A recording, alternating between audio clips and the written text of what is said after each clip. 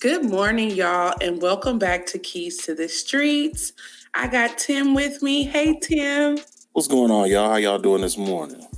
And this morning, we just gotta, wrap up. We got a lot to wrap up. I usually like to focus on, the city, what's happened locally, but I feel like there was a lot of things that happened for the culture that we gotta, kind of summarize and wrap up in this month. Again, it's Black Music Month, it's Juneteenth, it's Pride Month. So many things that are coming together and pushing the culture. So we just gonna get right into the nonsense. Let's get into it because it was a bunch. Right. Tim, did you watch the Versus? Unfortunately, I did. Unfortunately? Listen, that was a bunch of hot mess, man. I can't tell you how much that made me cringe. I've never seen a group of artists so messy on one stage at one time, ever.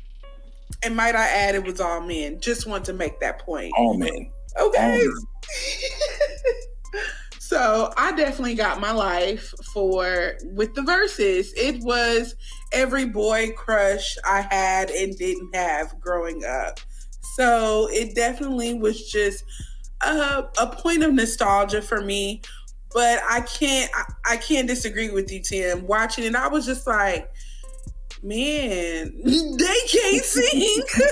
Like, what was I thinking?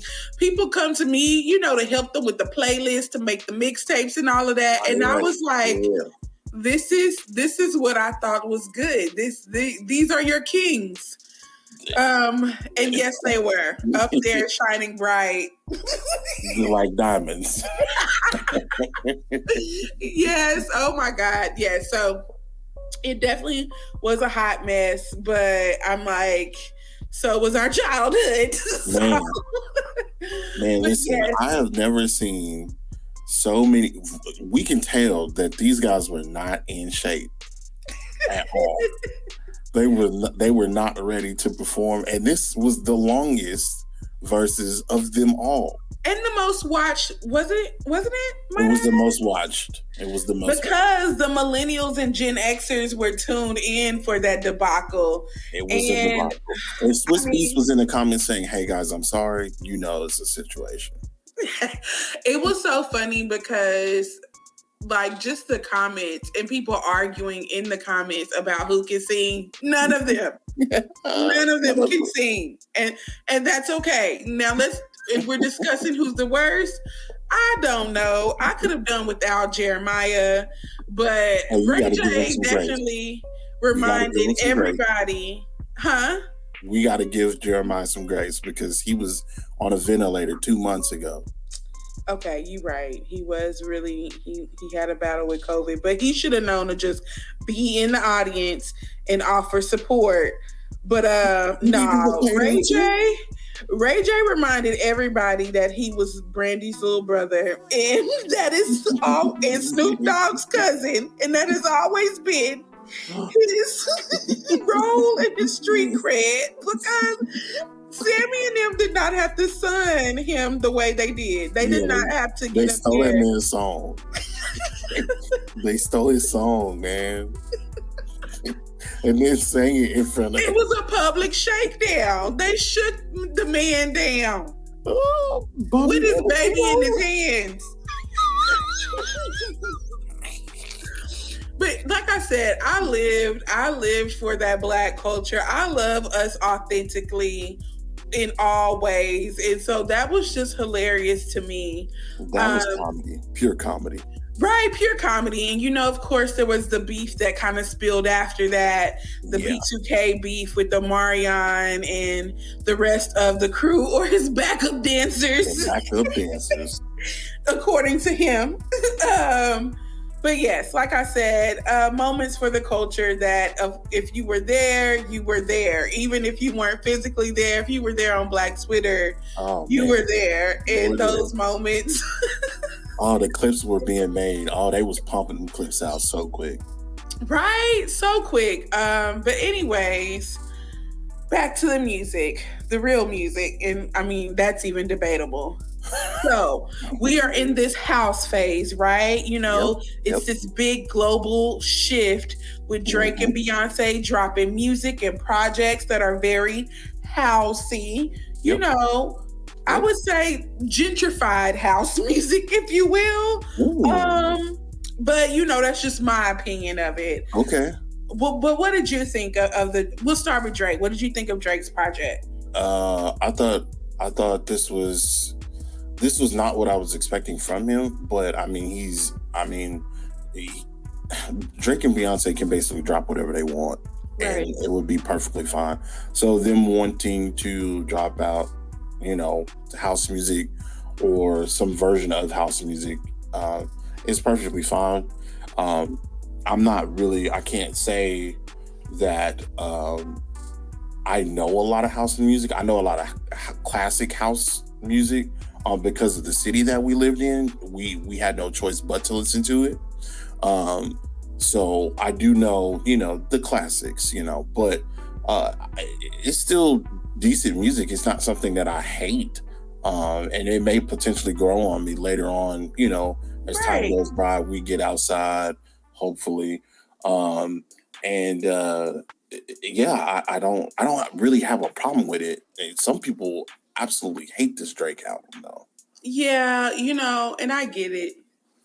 But I think Drake is he safely pushes the envelope, if that makes sense. Yes. It's like Drake is and I think that's why he gets coined the culture vulture, because he attaches to a sound and will work with popular artists who, you know, emulate or make that sound or are in that subgenre, or he will just make an album of him essentially imitating or being one of those type of artists, if that makes sense. Yeah, exactly. So I'm like, this wasn't new for me, because Drake has always done this. He'll do a project where it's an ode to the 90s. He'll do a project where it's an ode to Screw. He'll do a project where it's ode to soca, Afrobeat type style. He's definitely had songs where he's appealed to the like UK drill sound.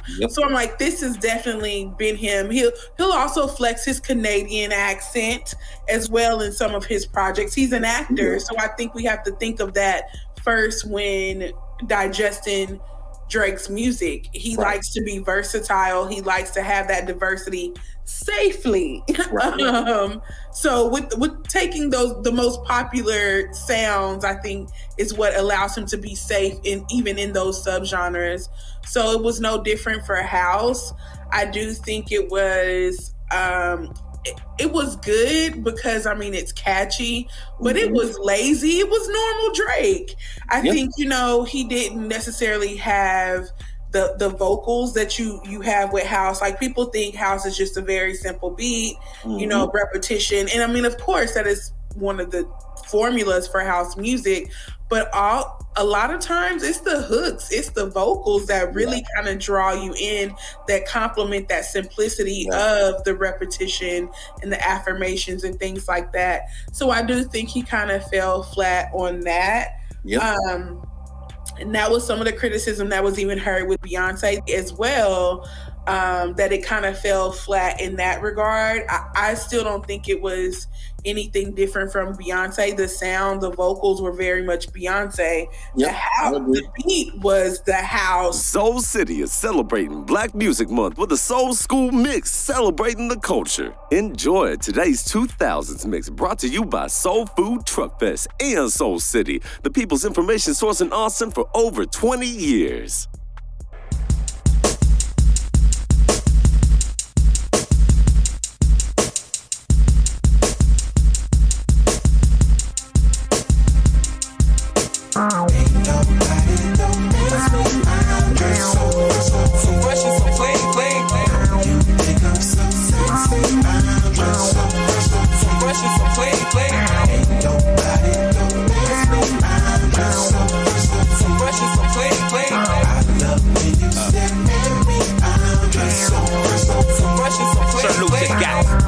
belts and Patty Melts and Monte Carlos and El Dorado. So I'm waking up out of my slumber feeling like Rollo. So follow, it's showtime at the Apollo minus the Kiki Shepherd. With a bottle with a leopard print.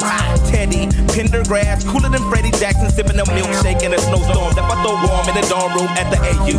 We blew hate to athletes might cake you, but you must have been mistaken with them statements that you make, Go, go, go, go, go, go, go, shorty.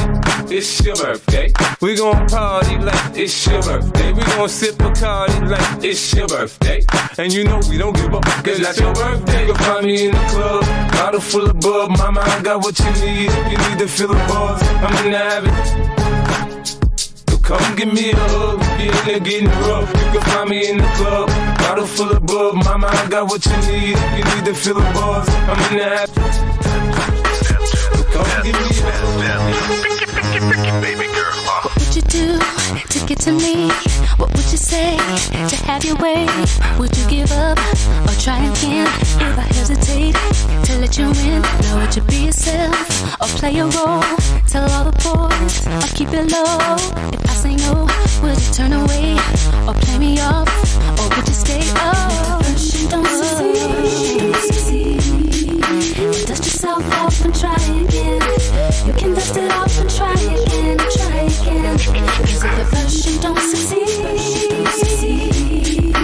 you can dust it off and try again. Dust yourself off and try again, try again. I met him when I was a little girl. He gave me poetry. He was my first. But in my heart I knew I wasn't the only one. Cause when the tables turned, he had to break. But whenever I got lonely, I needed some advice, he gave me his shoulder. His words were very nice. But that is all behind me, cause now there is no other. My love is his and his is mine. My friend became the love of my life. You are my friend, love of my life. I can't depend, love of my life. Without you, baby, it feels like I sampled true love. Yeah, but this shit ain't real. I had this bad uptown, she was whoa. Had me up in the head, I mean. Bought the diamonds and pearls, I mean. Should've seen them shining on the wrist. Now money ain't a problem, see my dough is like. Pulled out my bankroll on y'all like. Lost the Bruce Shrimp from 210th like. Wanna beat my blueprints, I'm like. Had to hit the brakes on y'all like. Getting both on my block like. Coming home within a half an hour like. Running like they had the manpower like. More or less, more so, I rip guitar so I live the fast life. And then throwing in the bounce with the affirmations of Big Frida, I think that was what really solidified it as a track, you know? Right. I was I think speaking Big of Frida was the adding of Big Frida was a very Chef's good, kiss, right? It was very strategic, they though. knew exactly what to do with that. They knew who to go to. Exactly. Big Frida is, I mean, it's Big Frida, man. She gets it going no matter what she's on. Absolutely. And I think with that, house has always been a subgenre. So with that, it's been on the outskirts of even Black music. So it's considered the outcasts make house, Right. you know, the gays, the you know, the goths, the EDMs, the social outcasts, Right. but who are also the trendsetters, you know, and I mean that in the most complimentary way. Yeah. That's who makes house. So I just think the epitome of Beyonce challenges that. And so you had to bring in someone who emulates that style of house, that outcast, that flair, that, you know, don't give a care about anyone's feelings. These are the sounds. This is me taking up space. And that was what Big Frida added the legitimacy to the track, if I'm being honest. Yeah. But yeah, you know, I say all that and I'm still playing it 3-4 times a day. I just think I love house music because a lot of times it's usually very positive. It's chanty.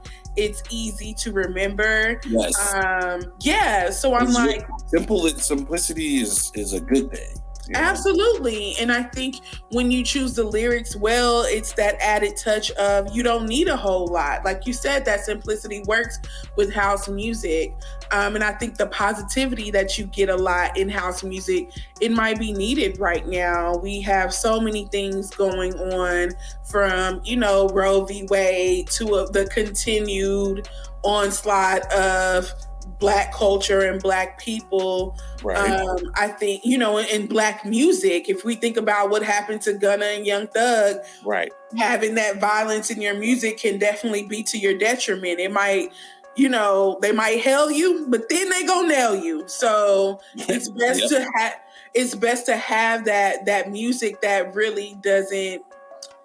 It's safe at times, for a Black person. And it's hard to say that. And even in Black music, like saying that's what people are doing right now, Yeah. I mean, one thing I also wanted to touch on was what about Drake is that, and you put it in a very eloquent way, is that Drake will take on, I don't know if he's, maybe he's in the New Jersey area or the Chicago area where house music is more prevalent.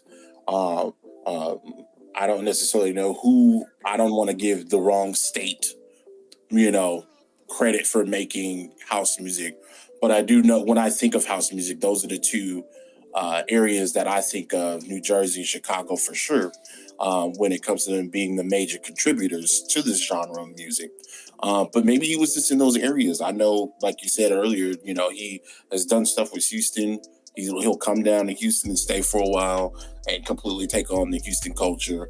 He's done it with Memphis. He's done it, he's Canadian. So, of course, he's going to pay homage to his home. So it's just, I don't know. I mean, it's just they're in those spaces to where they have the option to be creative, and I think we should let them do it.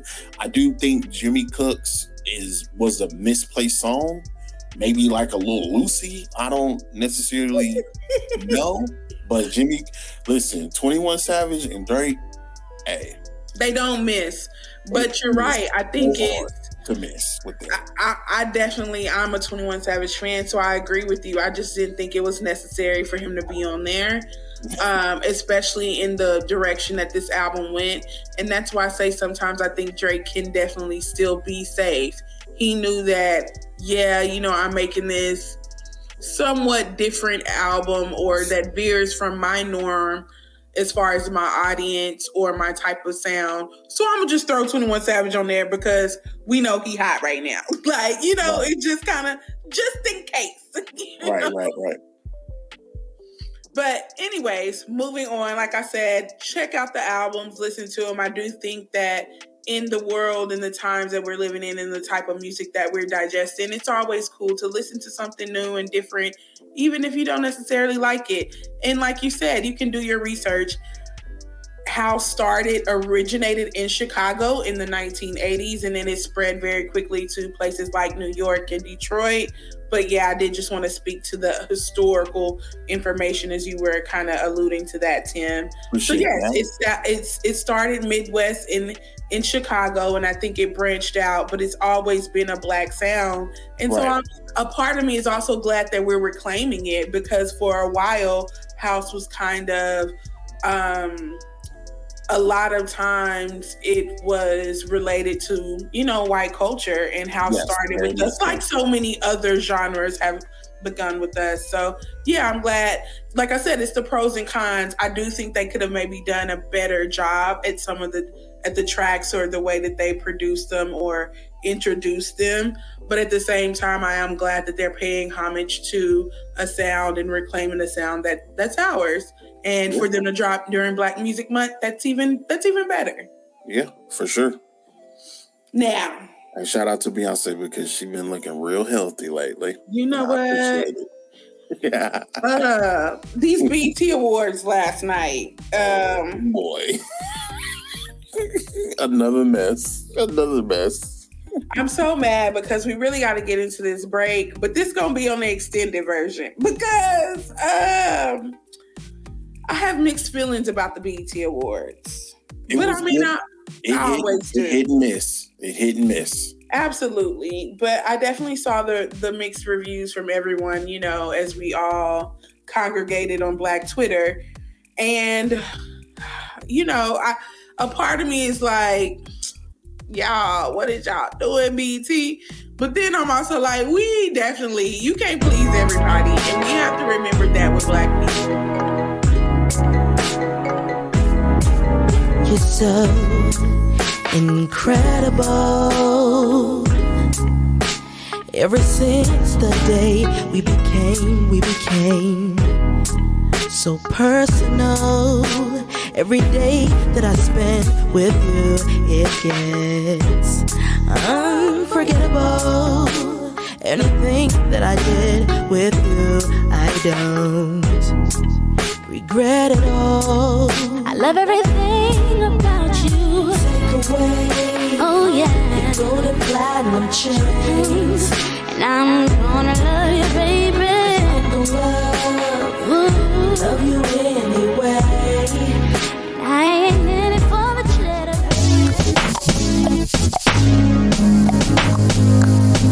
When the pimp's in the crib, ma, drop it like it's hot. Drop it like it's hot. Drop it like it's hot. When the pigs try to get at you, park it like it's hot. Park it like it's hot. Park it like it's hot. And if a get an attitude, pop it like it's hot. Pop it like it's hot. Pop it like it's hot. I got the rollie on my arm and I'm pouring Sean down and I'm all the best cause I got it going on. I'm a nice dude with some nice dreams. See these ice cubes, see these ice creams. Eligible bachelor, $1 million bow. That's whiter than what's spilling down your throat. The phantom, exterior like fish eggs, the interior like suicide wrist red. I can exercise you, this could be your phys ed. Cheat on your man, man, that's how you get a his ed. Killer with the B, I know killers in the street with the steel to make you feel like chinchilla in the heat. So don't try to run up on my ear talking all that raspy shit. Trying to ask me shit. When my big vest, they ain't gon' pass me shit. You should think about it, take a second. Matter of fact, you should take 4B and think before you fuck a little skateboard B. When the shake that thing, miss, can I shake that thing, miss, and I better shake that thing, yeah, Donna, Jody and Rebecca, woman get busy, just shake that non-stop when the beat drop, just keep swinging it, get jiggy, get drunk up, percolate anything you want, because it's hostility, if I don't take pity, more to see you get life on the rhythm of my ride, and my lyrics up about electricity. Girl, nobody can do you nothing cause you don't know your destiny. Yo, sexy ladies want war with us. In the car with us, them not war with us. In the club, them want flex with us. To get next with us, them not vex with us.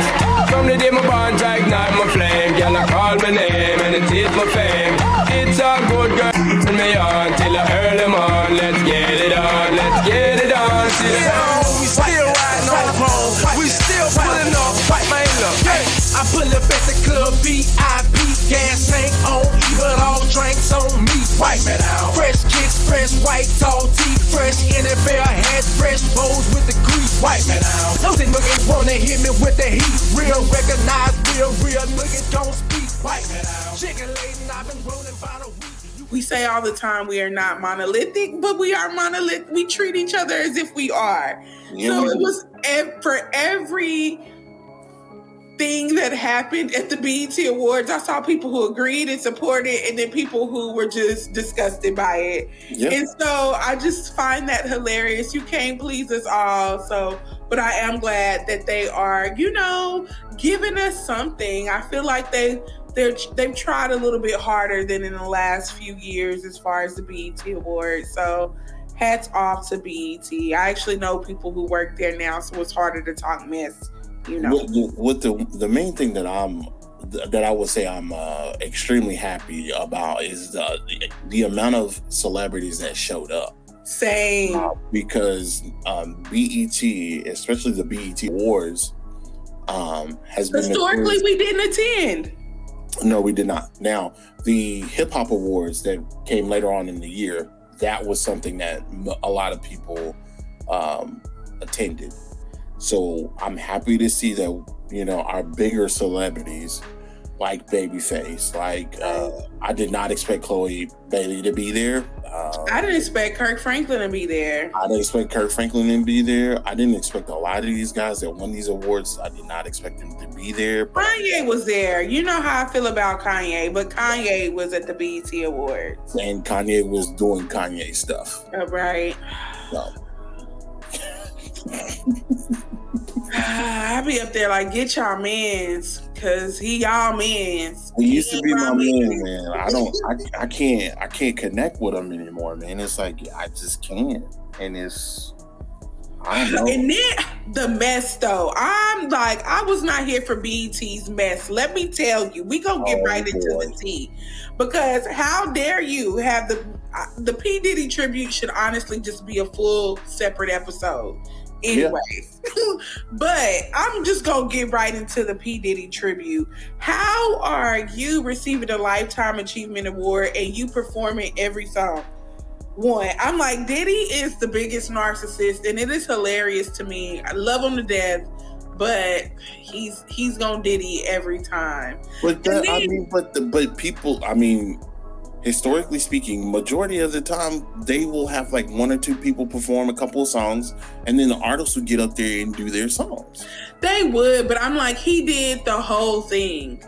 And I'm like, this was the same thing as the Bad Boy reunion when they performed like last year. It was the same. Nothing was original. I was hoping they was gonna bring out Loon. Loon is not. I think he's still incarcerated. No, Loon is out, and Loon is teaching the ways of the Muslim. Oh, he's Muslim now. You know, I don't want to offend anybody, but they find out a lot in jail, and that's cool. You know, however you get through it. But I thought they was gonna come through with "I Need a Girl" Part 2. But it's cool. It's cool. They brought out Shine. I was really surprised. Someone tweeted like, I want the forgiveness that Shine has for Diddy, because if y'all know the backstory with that. Man, now that is messy. Right? And then the fact that they gonna have Jodeci out, and then you gonna have Mary J sing and come out right after Jodeci like she didn't date KC. I will give I understand the PTSD and the trauma and the past trauma of that situation. That was messy. And they did, like, that was very, very bad. I've heard some very nasty stories. You guys can go and look that up on your own time. I don't want to divulge in that. I will say Casey and JoJo did look very good. They did. Were singing. They sound healthy. But I mean, they still can't sing. I don't know if maybe I'm still shell shocked from this verses, but I just, as soon as they came out, I said, so we didn't get enough bad singing this week already. Oh my God. Already. Maybe they just can't move. They can't perform like they used to. I'm pretty sure if they were just to stand there and sing, they could belt it out. You're right, because Genuine coming around here doing these kindergarten flips now on the stage, and maybe because you got to realize, like, you ain't in your prime no more, so just stand up there and sing so you can hit your note. Hank said that Genuine does everything except the Genuine dance. You need to stick with what got him there. My God, you're horrible. But I'm leaning into my fandom for Lotto. I'm starting to come around and like her, but I did think it was really cool that she brought out Mariah Carey. Mm-hmm. Yes, Lord. Mariah Carey left her house for the BET Awards. Y'all playing. She got out there, man. She got to get out there. You know, and then she brought out, it's almost her season. You're right. She got it because she got a lawsuit so she might be out singing that before Thanksgiving this time. But anyways, I don't know. I guess I'm full of the drama too, because this last week of just Black culture was hilarious. Also, Wendy Williams had her last episode. I feel like we can't be on radio. Congrats to Wendy Williams. Right. You know, I'm like, as a Black woman, I don't, Wendy Williams got different ideals and things like that, but she definitely kicked doors down for Black women in radio. So Listen, shout out to Wendy Williams. You can shout out Wendy Williams. I'm all for that. Shout out Wendy Williams. But Wendy Williams has made a lot of money off of being negative and going at people, whether it was good or bad. I know she's done a lot of things like in her community, but from what she's known for, majority is very true. Very, very negative. I hate what she's going through, but I do believe, I'm sorry, but I do believe in karma. And I do believe that negative energy that she put out there all those years and, bringing negative light and negative energy to people's lives, I think that can kind of kick there in the, and I don't like it. And I can disagree with you there. I don't like it, and I hate that it's happened to her, but it's like, if you believe in karma, this is a very, very good example of how you should treat people and how you talk about people.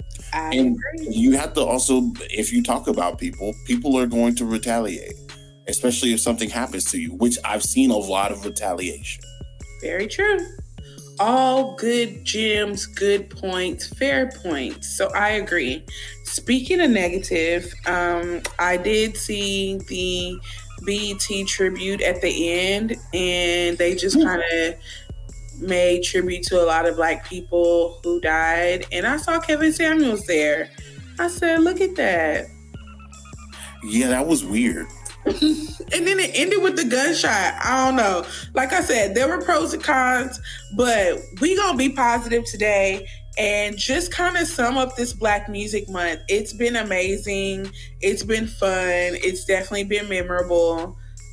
So yeah, like I said, we thank y'all for continuing to tune into Keys to the Streets, and we have a fun guest up next.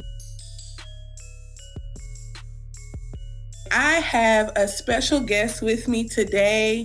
We couldn't end out the month without paying homage to Pride. It's Pride Month too. It's Black Music Month, Juneteenth, but it's also Pride Month too. So we definitely have to show love to the LGBTQIA community because, they influence the trend as much as everybody else do. The culture and set the tone for so many things. So I'm pleased to announce that I have Dizzy Christmas with me today. Hey Dizzy, how are you? What's up, Keys? I'm good. How are you?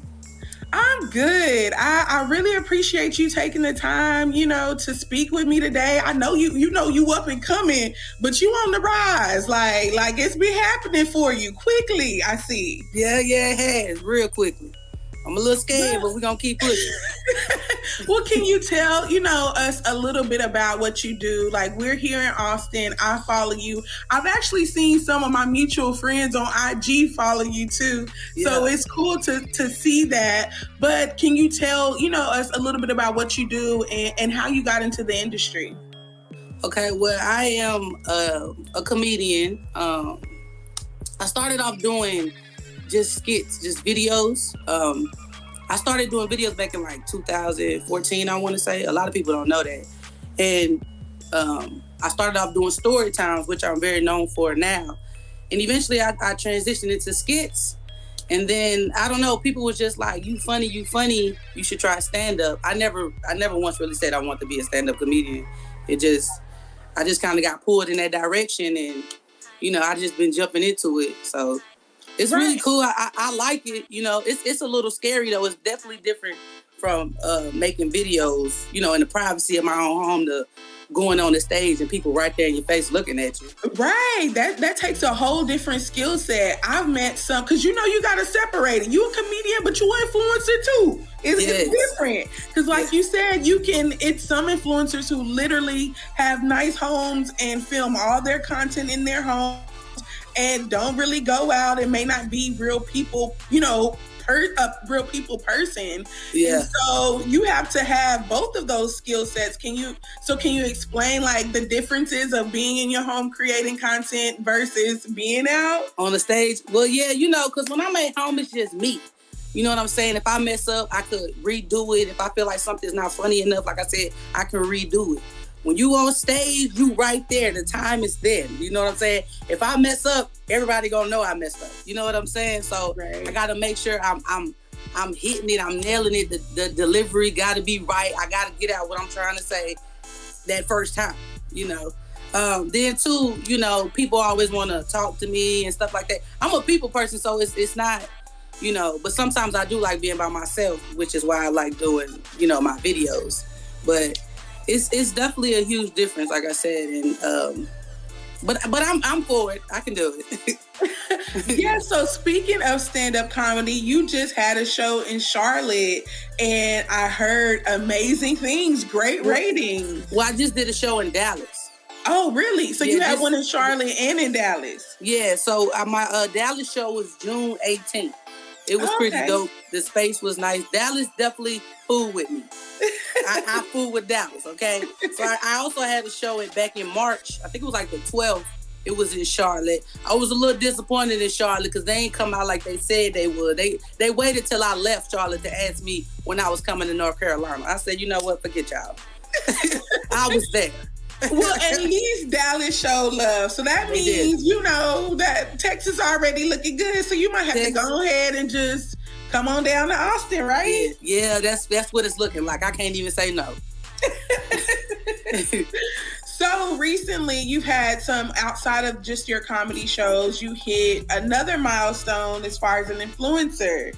Can you tell us a little bit about that? How was that feeling? Like, you big time now. Yes, I hit, I'm at 111K on Instagram. And it's so crazy because I want to say like last year, February, I was at like 5,000. So it grew so quickly. Wow. You know, and I was like, dang, I didn't know I could do this. Like I said, I never really thought that quickly. So I think it's really dope. Like I said, that's scary too, you know, because given my appearance, you know, because a lot of people, listen, kids, it's not easy being a female that can grow facial hair. You know what I'm saying? Then here I am posting, you know what I'm saying? So people look at me in pure confusion.